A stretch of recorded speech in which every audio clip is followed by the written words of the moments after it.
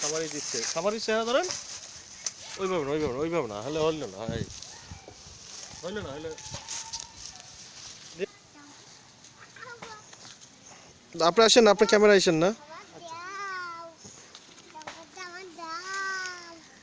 আসসালামু আলাইকুম, আমি মোহাম্মদ জাকির হোসেন, কৃত্রিম প্রজনন টেকনিশিয়ান। আমি এখন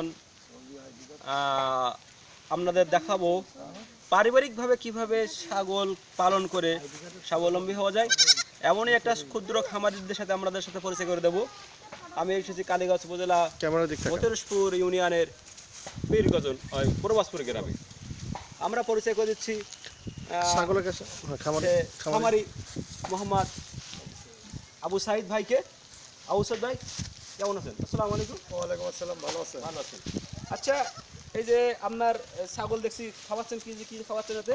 এগুলো ভুসি, পালিশ, এগুলো খাওয়ানো হচ্ছে। আচ্ছা, আপনি ছাগল খামার কিভাবে শুরু করলেন? আপনার শুরুতেই কটা ছাগল শুরু করলেন, এখন কেমন আছে একটু বিস্তারিত আমাদের যদি বলতেন। আমার এই তো ছোট দুটো বাচ্চা কিনছিলাম আর কি, অল্প টাকা দিয়ে। দুইটা ছোট বাচ্চা কিনছিলাম। আচ্ছা, সেই থেকে এখন বর্তমান 10টা আছে, আরও অন্তত 20টা আমি বিক্রি করেছি, বাজারে বিক্রি করেছি। আচ্ছা, ঠিক আছে, খুব সুন্দর কথা। আপনি একটা ছাগল দিয়ে শুরু করছিলেন, এখন বর্তমানে বাচ্চা কাচ্চা দিয়ে 10টা ছাগল আছে, আরও এরকম 10টা ছাগল বিক্রি করেছেন। হ্যাঁ, 10-20টা বিক্রি করেছেন। তা আপনি কোন ধরনের ছাগলগুলো বিক্রি করেন? আমি ওই বাচ্চা 5-6 মাস বড় হলে মালা খাসির বাচ্চা, এগুলো বাইরে ওই সময় 5-6 মাস বয়সে বাচ্চাগুলো কতটা বিক্রি হয়? ওই একটা 7,000, 8,000, 6,000।